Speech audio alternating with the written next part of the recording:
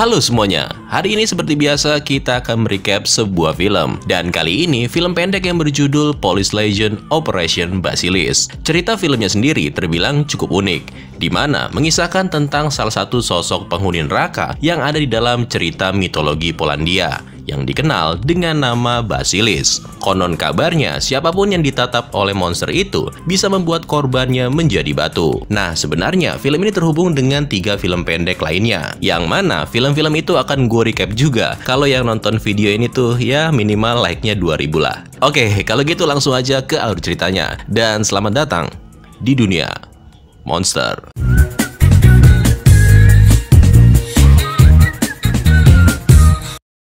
Cerita dimulai dengan seorang polisi yang bernama Bogos. Dia ini lagi berdiri tepat di depan seekor monster yang bernama Basilisk. Sosok menakutkan tersebut benar-benar membuat Bogos terdiam dan gak bisa bergerak kemanapun.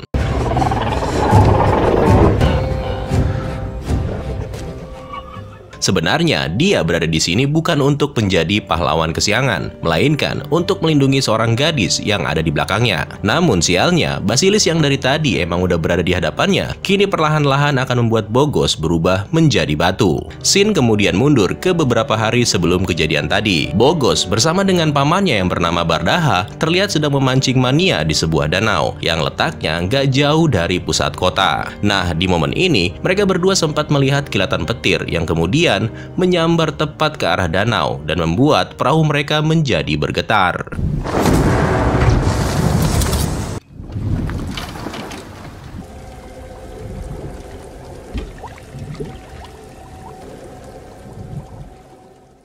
Setelah selesai memancing, Bogos dan pamannya langsung camping di sekitar danau sambil menikmati hasil tangkapan mereka. Dalam obrolannya, Bardaha sempat menghayal tentang bagaimana jika dirinya menjadi ikan, berenang di dalam air, dan suatu hari dia melihat kail lengkap dengan makanan yang mengambang, di mana dia langsung memakannya. Yang tanpa disadari, ternyata dia ditangkap dan kemudian dimasak, dimakan tanpa adanya rasa penyesalan seperti yang mereka lakukan sekarang ini kepada ikan-ikan itu. Nah, mendengar pamannya ngoceh-ngoceh nggak jelas, Bogos lalu menyarankan supaya pamannya itu lebih baik mengkonsumsi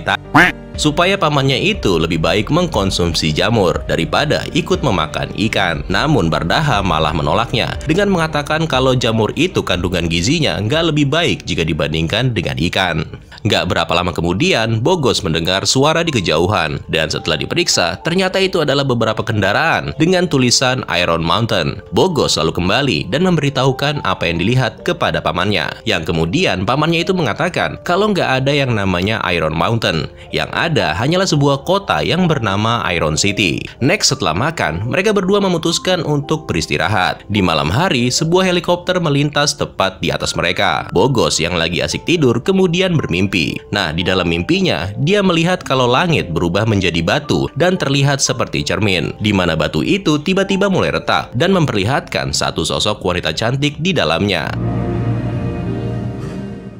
Next, pagi harinya, Bogos dan sang paman terbangun akibat suara yang dihasilkan oleh mesin kendaraan yang digeber-geber. Rupanya kendaraan tersebut bannya nyangkut cuy. Nah, ketika Bogos mencoba menawarkan bantuan, dia menyadari kalau sosok yang mengemudikan kendaraan itu adalah wanita yang dia lihat di dalam mimpinya. Namun sialnya, tanpa mengeluarkan sepatah kata pun, wanita itu langsung tancap gas dan meninggalkan Bogos. Bingung dengan apa yang dilakukan wanita itu, Bardaha lalu mendatangi Bogos, di mana pamannya ini mengatakan kalau apa yang baru aja dilakukan wanita itu sama seperti kelakuan mantan istrinya. Pura-pura nggak mau, taunya nikah juga, meskipun endingnya mereka bercerai.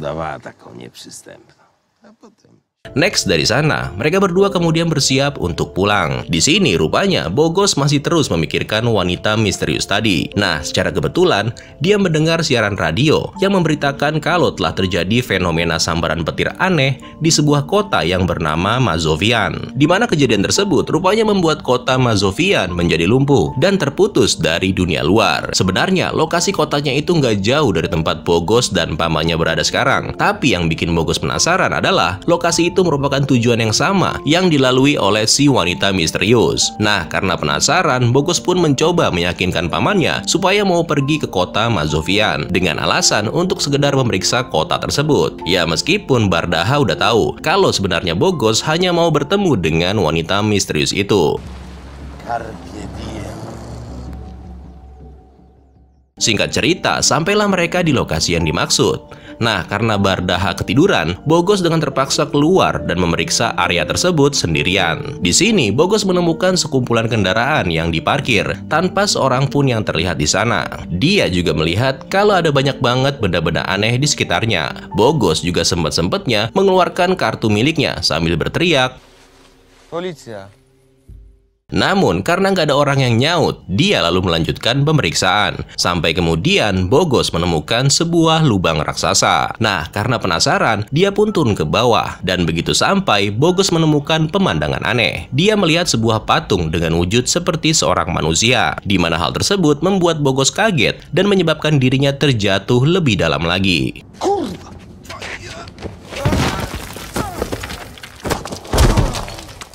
Bogos kini berada di dasar jurang. Perlahan-lahan, dia mencoba memeriksa sambil berteriak. Siapa tahu aja ada yang nyaut. Nah, nggak lama kemudian, dia menemukan beberapa patung manusia lagi yang persis sama dengan yang ada di atas. Rasa penasaran Bogos rupanya semakin menjadi-jadi ketika dia melihat seseorang keluar dari balik bebatuan. Namun betapa terkejutnya dia ketika tahu kalau orang tersebut tiba-tiba berubah menjadi batu.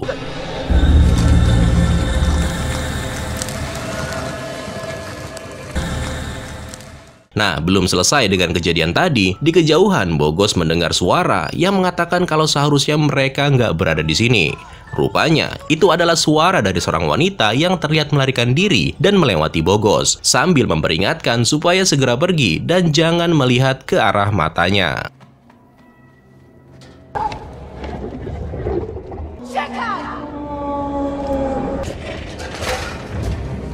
Bogos yang ketakutan langsung lari dan keluar dari dalam jurang bersama dengan si wanita yang bernama Revika. Nah, dia ini adalah wanita misterius yang dilihat Bogos sebelumnya. Di sini, mereka berdua kemudian bersembunyi sambil mengamati satu ekor monster yang juga ikutan keluar. Bogos mencoba mengalihkan perhatian makhluk itu dengan cara melemparkan sebuah batu. Dan setelah monster itu bergerak, Revika meminta Bogos untuk mencarikan cermin sebagai alat untuk melawan makhluk yang bernama Basilis. Nah, karena Bogos ini nggak tahu maksudnya melawan pakai cermin itu gimana, alhasil cermin itu malah dipukul ke arah si Basilis. Idioto, on miał spojrzeć w to lustro. Maksudnya Revika, cermin itu harusnya dipantulkan ke arah Basilis dengan tujuan supaya kalau makhluk itu menatap dirinya, maka Bogos nggak akan berubah menjadi batu, bukannya dikemplang. Nah, untungnya Bardaha yang udah bangun langsung membawa mobil dan kemudian ditabrakkan ke arah Basilis, di mana hal itu membuat si monster jatuh ke dalam jurang.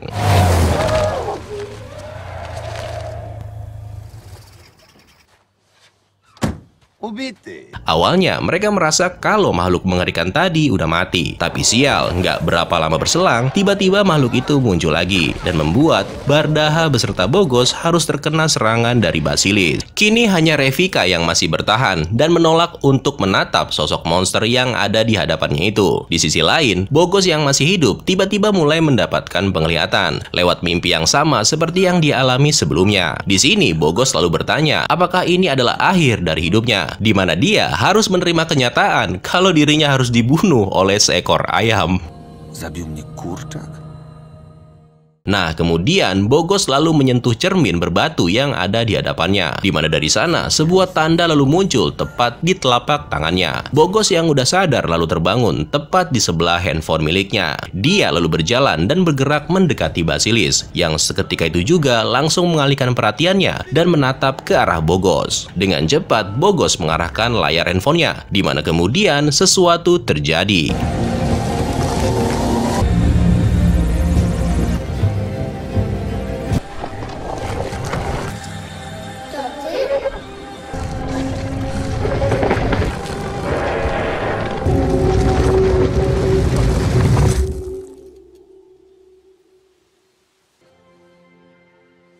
Zamurowało. Akhirnya, setelah malapetaka itu berlalu, Bogos dan pamannya bisa duduk santai. Sementara tim evakuasi bekerja mengeluarkan korban-korban yang udah berubah menjadi batu. Nah, dalam obrolannya, Bardaha mengatakan kalau dia akan kembali ke pekerjaan lamanya, yaitu menjadi pelayan masyarakat. Dan setelah pamannya pergi, Revika lalu mendatangi Bogos, sambil mengatakan kalau dia dan timnya akan menghubungi Bogos kembali. Mendengar perkataan tersebut, sontak membuat Bogos bertanya, "Hey, cuma gini doang nih, gimana kalau kita makan malam bersama?" Yang kemudian langsung dibalas oleh Revika dengan mengatakan kalau mereka akan bertemu kembali di hari Jumat malam. Nah, di bagian penutup, beberapa sosok misterius terlihat mendatangi tempat di mana Basilis muncul, di mana mereka meminta kepada para pekerja supaya meledakkan dan menutup tempat itu.